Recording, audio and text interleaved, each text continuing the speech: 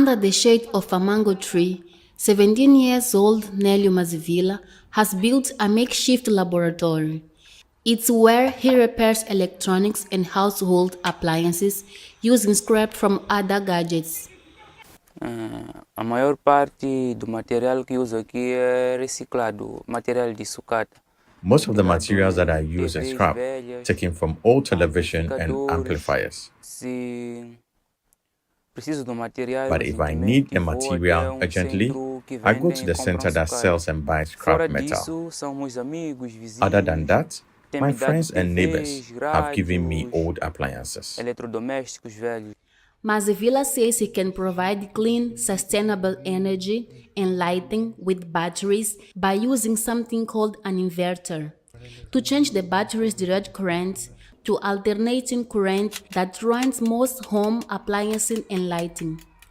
Mazivila says it worked in his house, so should be able to work in an entire city block. O dispositivo é inversor. The device is an inverter that inverts direct current from a battery to alternating current for residential use. With the device I have here, I can power 3 to 4 houses. A few blocks from Nélio's lab, another 17 years old young man, Clayton Mishak, began his journey of invention by building toy cars and robots, although his real passion was drones. Using carbon fiber and FPV, or first-person view cameras, he developed a faster and robust drone that could be useful for mapping food-prone areas to assist in rescue missions. My goal was to use drones in places that are difficult for humans to reach during floods. That's when I thought about making the drones indestructible, flexible, and fast. Clayton intends to continue researching to take his invention to a higher level. What also motivated me was not to leave Mozambique behind in terms of knowledge. So as I have knowledge of these types of drones and the research that is being... Hello my people, as you see in this short video clip, video documentary about young African talents by VOA, Voice of America. And you see this, our young African talents, I believe from Mozambique, not minding the challenging environment these people are growing up, they're still finding a way to make difference in Africa. And the sad part of this is that we have zombie governments in Africa that doesn't support innovation. It takes foreign news media to promote these talents we have in Africa. And this is our young guys, you know what I mean?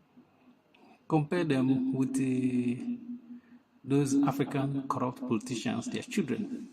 What do they do with these children? They just send those children abroad to acquire, in most cases, useless degrees. That's what they acquire in most cases. They will acquire those degrees and put it in the cupboard or in the drawer, and they will not do anything with those certificates or degrees they acquire in expensive universities in abroad. And those money they spent over there in abroad, they don't even invest half of it with these local talents we got in Africa.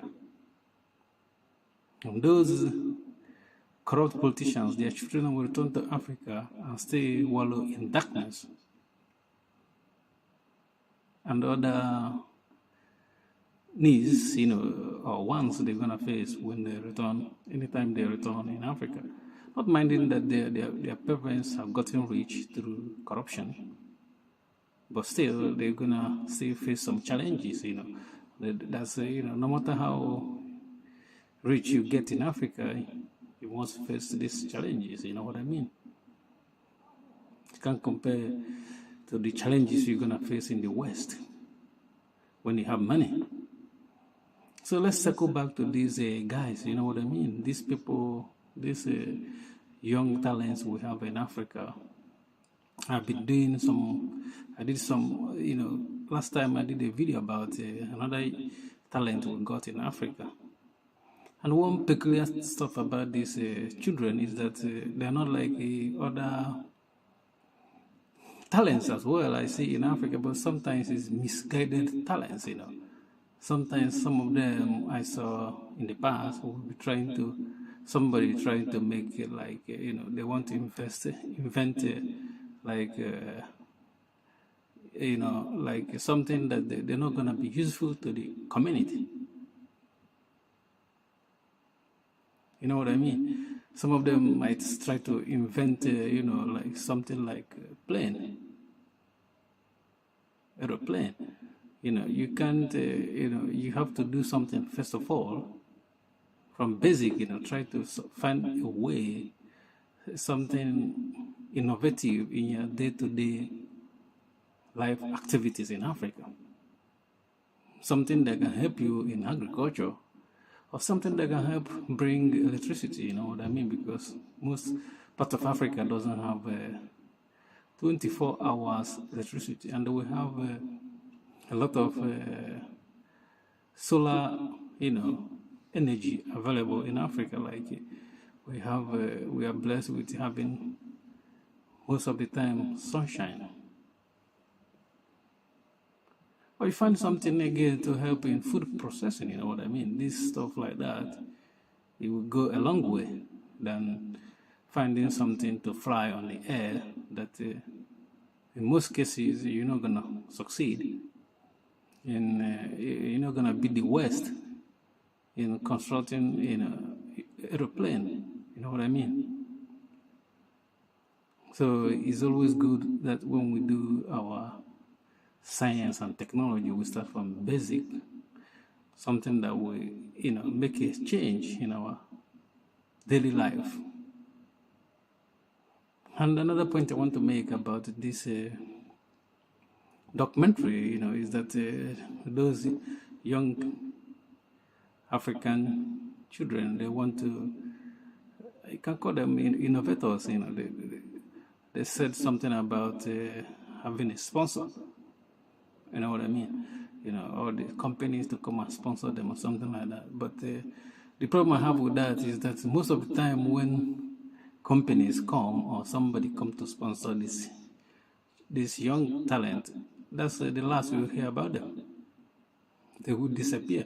Or maybe because they're going to push money into them and they'll abandon their zeal and motivation and talent. They will start to, not even lose interest in what they're doing, start, maybe start to change in different direction with the money or somebody sponsoring them. I think what they need is a platform. What they need is a government to come in and give them an enabling environment to unleash their talent, you know what I mean? Because when you look at where this guy is staying, you see, is not organized, It's not the workshop, it's not tidy and organized, Because sometimes if your brain want to function well, you have to be in an organized environment. These guys, if you put them in a nice, furnished, workshop with tools and other stuff they need, I think they will do wonders. But this place they are now, as you can see, is not good looking. The environment, even though they're still doing something valuable in that environment. So I wish them good luck, and we wish that our politicians will think twice and get their mind back to Africa and start to invent in Africa. Not always Africa is waiting for some new stuff to come out from China or America so they can go and buy them. But we can bring new stuff from Africa, not from abroad. Thank you for watching. Please don't forget to subscribe to our YouTube channel, like our video. Peace.